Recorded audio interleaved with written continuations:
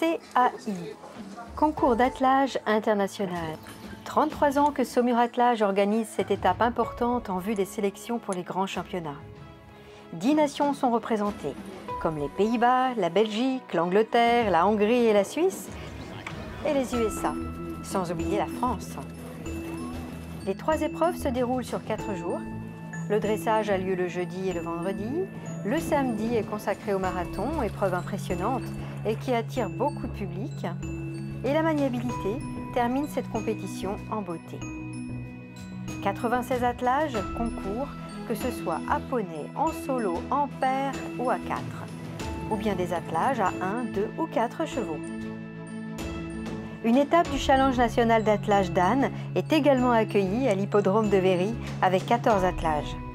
Ce CAI ne pourrait avoir lieu sans les 150 bénévoles, les 20 membres du jury, stewards et chefs de piste qui participent au bon déroulement de cette compétition d'exception. Un grand merci aux organisateurs comme Jackie Guérin, président de Saumur Attelage, et à Jacques Tamalet qui commente avec moi cette belle épreuve 2017. Bonjour Jacques. Bonjour Valérie. Mais avant de démarrer le concours, quelques mots de Jean-Marc Coudry sur ces superbes installations qu'offre l'hippodrome de Véry. Jean-Marc Coudry, un ancien compétiteur, en particulier sur les attelages à 4 chevaux de trait. Donc si vous voulez, je vais vous dire 2 petits mots sur le site de Véry, qui est à mon avis au niveau France un des plus beaux sites, même au niveau européen. Après une démarche hippique sur l'hippodrome, il développe des concours complets d'équitation. Et puis nous sommes accueillis pour un international au mois de juillet. Donc toutes les installations s'y prêtent, aussi bien les paddocks, des box et de l'aménagement en général. Ensuite, nous avons des carrières de détente qui sont une des plus intéressantes possibles. Ensuite, la carrière d'honneur qui nous permet de réaliser l'épreuve de maniabilité et de dressage. Pour terminer, il y a donc tout un parcours de cross avec des obstacles très intéressants et qui sont de niveau très international. On commence par l'épreuve de dressage où l'on découvre Joseph Dobrowitz pour la Hongrie. Joseph Dobrowitz père, qui concourt au CAI de Saumur avec son fils, Joseph Dobrowitz Junior, que l'on verra un peu plus tard. Joseph Dobrowitz, un champion hongrois qui mène bien sûr des chevaux d'origine hongroise et avec ses grooms dans la tenue traditionnelle. Le dressage, les concurrents sont jugés sur le dressage des chevaux, sur la souplesse, la qualité des allures. Ils vont être appréciés par 5 juges positionnés à des endroits différents pour bien réussir à voir tout le monde. Sur la maniabilité, effectivement, on peut penser que c'est un petit peu la même épreuve, mais elle est jugée uniquement sur le résultat, c'est-à-dire sur les balles qui vont tomber et sur le chronomètre qui tourne.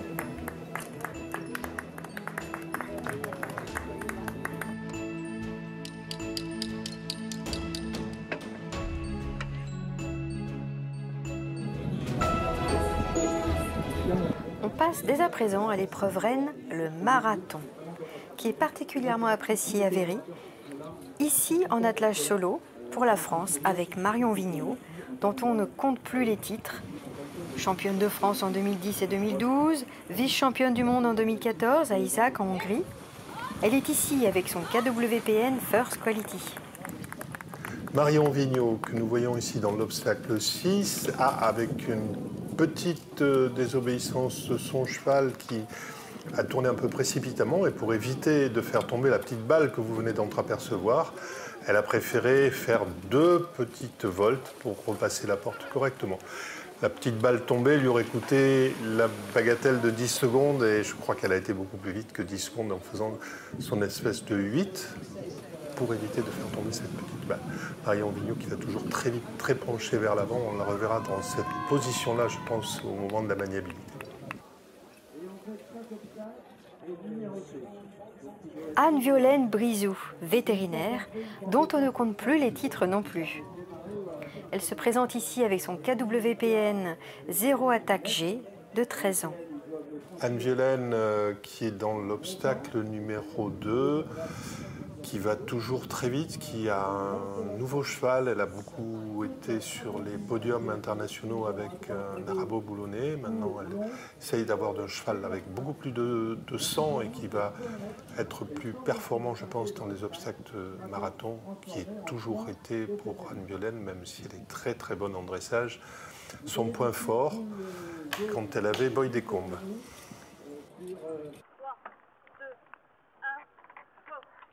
Allez, Laura Da Vinci. Merci. On passe aux attelages en paire. On innove cette fois avec Franck Grimont-Pré, avec une caméra cambox embarquée. Franck Grimont-Pré, attelage en paire, il est du Nord. Je peux croiser les transports Grimont-Pré dans la région du Nord. Franck Grimont-Pré est également multimédaillé et s'est plusieurs fois illustré à Saumur. Il est ici avec ses deux KWPN, Lauda et Da Vinci. Franck que l'on suit dans l'obstacle numéro 2, qui est l'obstacle avec le plus, on va dire, d'effort, puisque même si sur ces images-là on ne le voit pas, mais toute la partie gauche est une butte qu'il faut monter plusieurs fois. On l'a vu dans les efforts, là il est sur la fin du parcours, dans la porte C.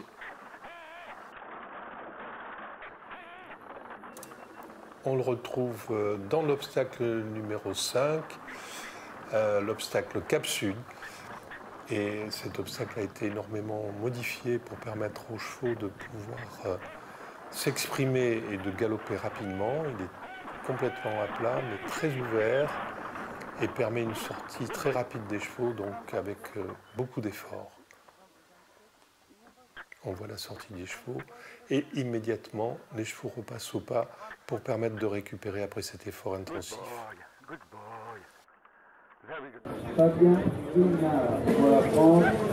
Fabien Guillemard maintenant avec Barrichello et Dion, des KWPN. Et Fabien Guillemard qui commence à s'illustrer dans les CAI en attelage en paire, notamment au Haras du Pin en 2015.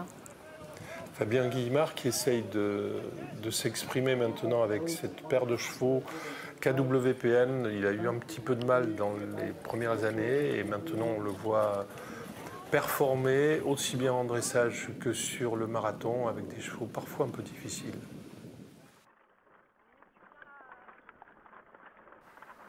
On découvre le Marais, obstacle numéro 7, avec François Dutillois de l'équipe de France. Il vient de Conty, en Picardie, et c'est le fondateur de la société Attel qui construit des voitures d'attelage qui fournit la moitié du parc français. Il est ici avec Coquimbo et Xicotte. Un obstacle d'eau qui est l'avant-dernier obstacle. Effectivement, sur Saumur, les deux obstacles d'eau sont un peu l'un derrière l'autre, mais c'est une des particularités de Saumur, d'avoir déjà deux guets sur cette épreuve-là. Très peu d'eau dans les guets pour permettre aux chevaux de galoper, ce qui plaît en général beaucoup au public.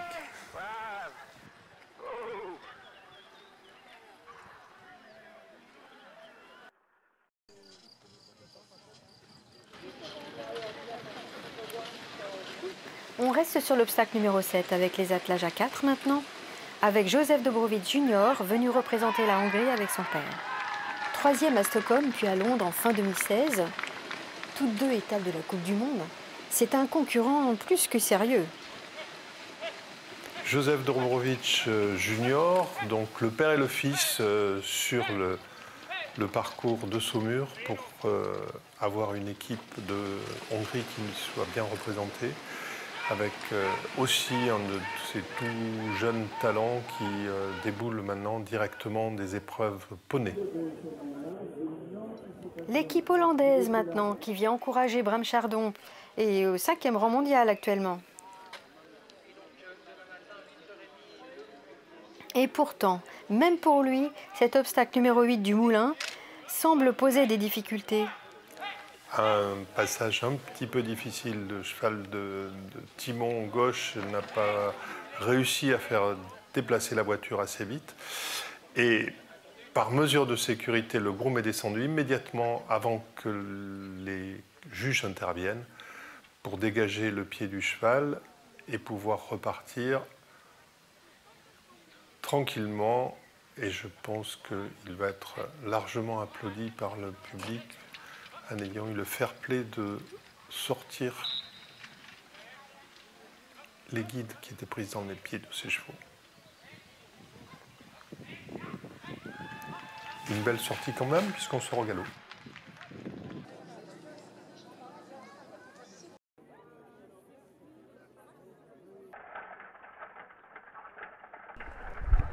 Benjamin Ayot, aux aguets, Duguay. On repasse sur l'équipe de France avec Benjamin Ayot et Seara Boufrison. C'est un athlète complet qui s'est illustré en spectacle équestre, en dressage, saut d'obstacle et maintenant en attelage. Benjamin se le fait prudent pour épargner ses chevaux. Il fait attention à ce qu'il puisse finir. Son objectif, c'est d'être bien encore demain. Il va se le gérer dans la vitesse, dans la régularité. Moi, ce que je trouve de très intéressant, c'est la mobilité des timoniers quand ils sont là à se décaler d'un côté à l'autre. On m'explique qu'il n'est pas possible de faire des mouvements latéraux avec des chevaux, y compris à 4.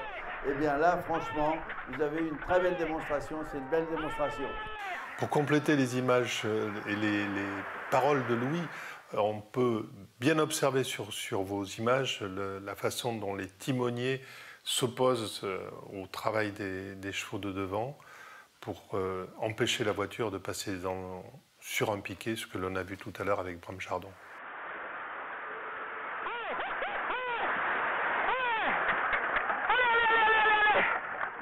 C'est bien, les gars.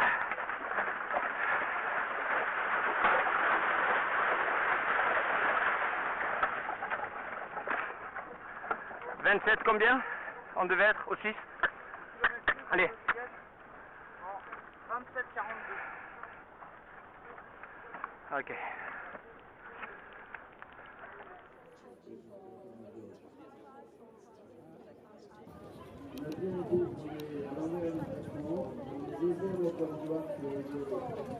Le néerlandais Koos de Ronde qui aborde la butte, obstacle numéro 2.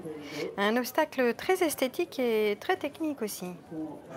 Koos de Ronde, un champion hollandais qui est souvent maintenant sur les grosses épreuves indoor, qui n'a jamais gagné à Saumur, mais qui voudrait bien mettre Saumur dans son palmarès.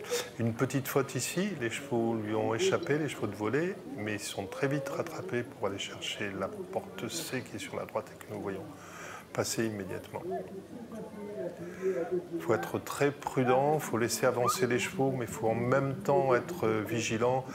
Les chevaux voient les couloirs et ils ont tendance à partir immédiatement.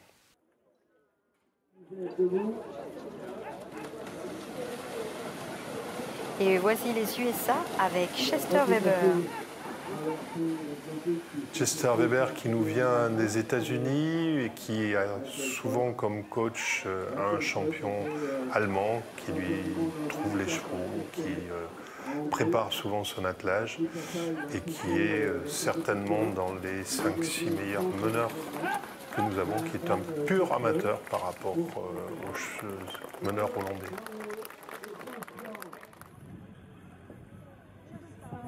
Bon, on peut faire une petite vue panoramique de ce site qui est absolument magnifique. Là, il se trouve l'arrivée donc qu'on vient de quitter.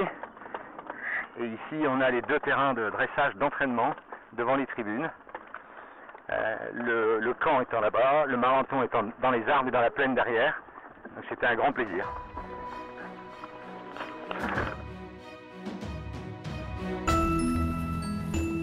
Après cette belle épreuve du marathon, si nous allions faire un petit tour du côté du camp où se sont installés les concurrents. C'est le temps de nettoyer les voitures, de ranger le matériel,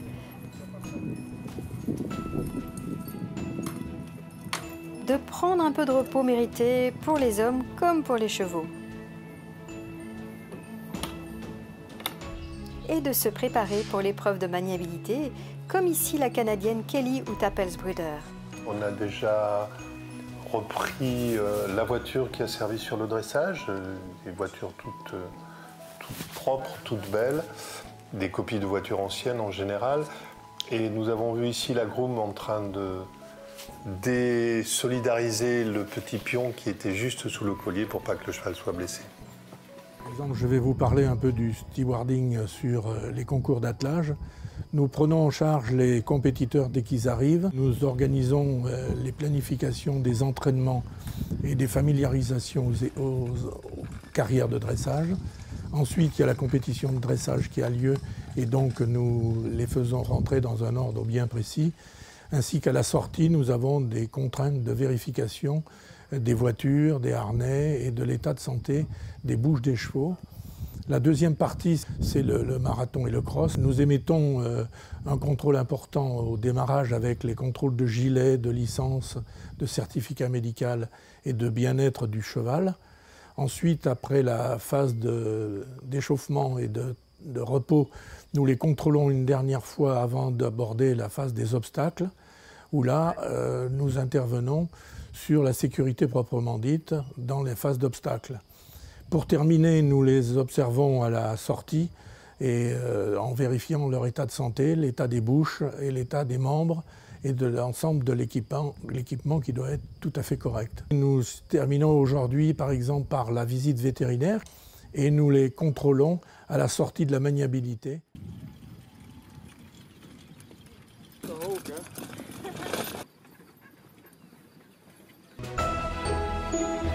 Revenons à la préparation de la maniabilité qui commence par la détente des chevaux et la reconnaissance du parcours.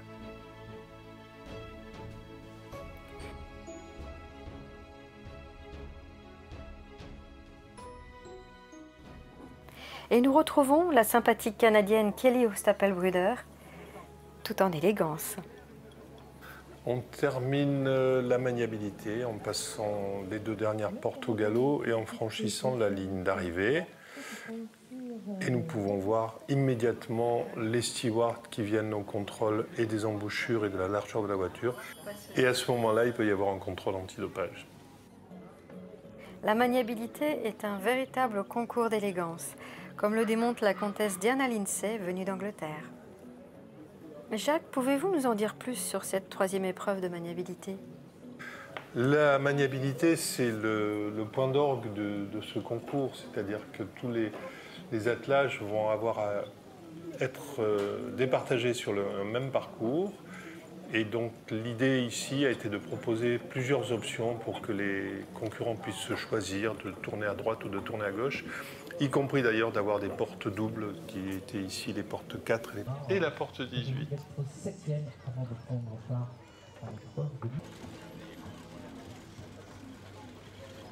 Voyons là le leader Marcel qui est en train de négocier justement une combinaison 7, 8, 9, 10 où l'on pouvait tourner à droite ou tourner à gauche. Il prend le chemin le plus court entre la 9 et la 10 en tournant très sérieusement. Voilà. Effectivement des difficultés mais aussi un gain de temps énorme. Les couleurs françaises que l'on accueille maintenant, numéro 66. Avec 171,38, vous accueillez Eve Cady-Vernat pour la France. Eve Cady, un des piliers de cette équipe de France, qui a déjà été quand même plusieurs fois sur les podiums des championnats du monde et qui est ici, on va dire, la responsable en même temps des écuries et qui est la personne la plus proche de ce concours de Saumur.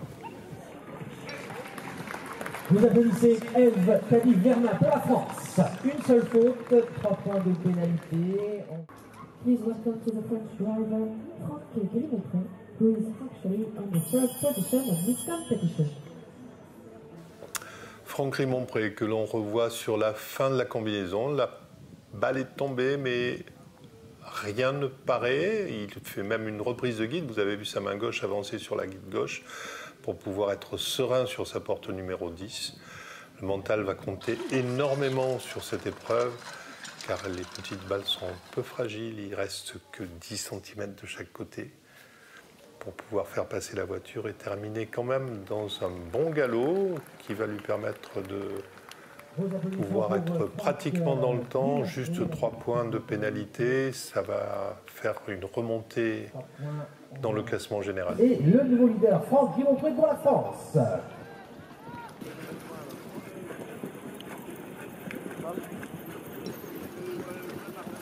Benjamin sur le même parcours, et vous venez de voir déjà une première reprise de guide. On va encore en voir, je pense, quelques-unes. La différence énorme entre l'attelage à 4 et l'attelage à 2, où les chevaux de devant doivent être complètement libres par rapport aux chevaux de derrière, ou les chevaux libres de derrière par rapport aux chevaux de devant. Chacun doit tourner indépendamment pour pouvoir faire un parcours correct.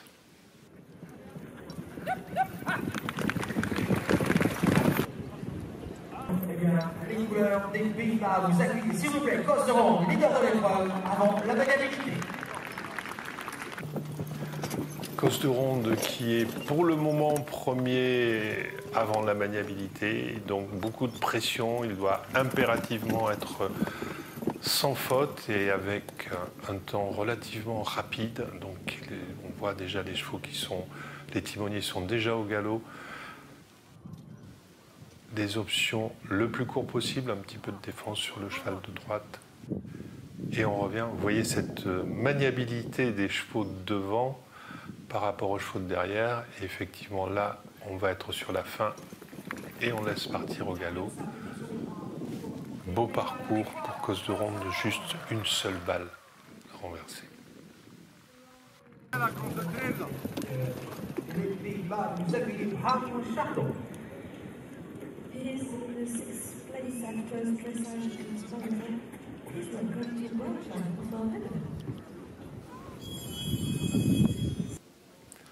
Bram Chardon, toujours sur cette épreuve de maniabilité où il va montrer toute sa dextérité quand même.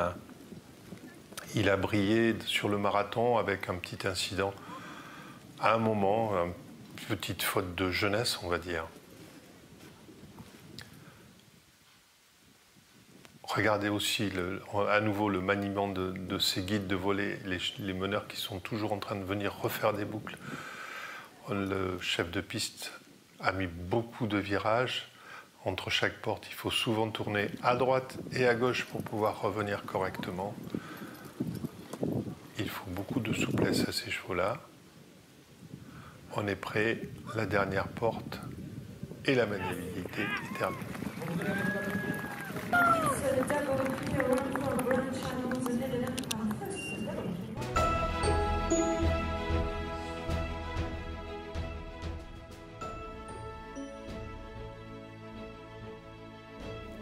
Le CAI de Saumur, c'est aussi l'occasion d'admirer de belles voitures, de collection cette fois,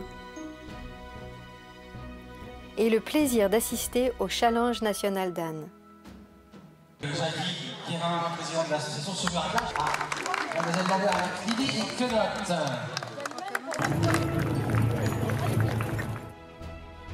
Place maintenant aux résultats de compétition d'attelage en paire ou à 4 chevaux. Et c'est à François Dutillois, pour les attelages en paire, que revient la médaille de bronze.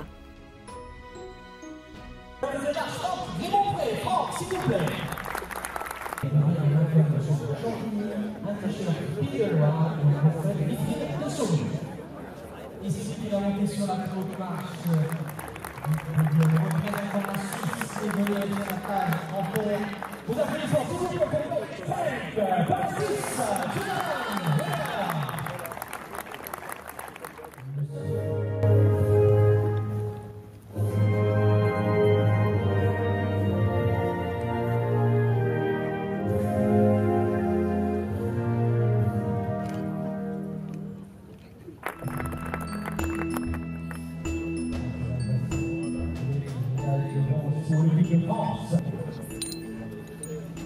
de la famille de Boulogne, d'aujourd'hui vont recevoir la médaille d'argent pour le Pays-Bas.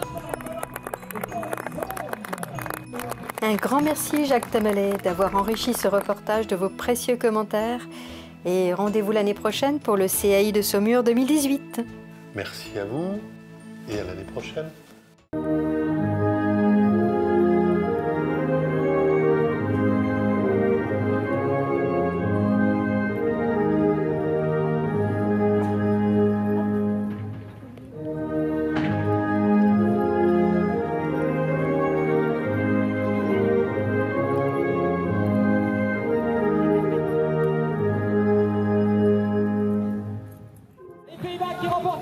combination à son mur. À la deuxième place, c'est la Hongrie. Troisième de la Coupe des Nations, l'équipe de France.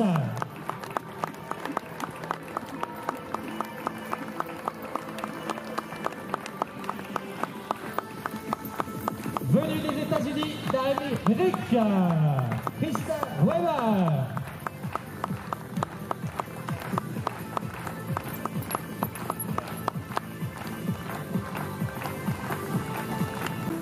Metchek remporte la compétition à 2 chevaux pour la Suisse.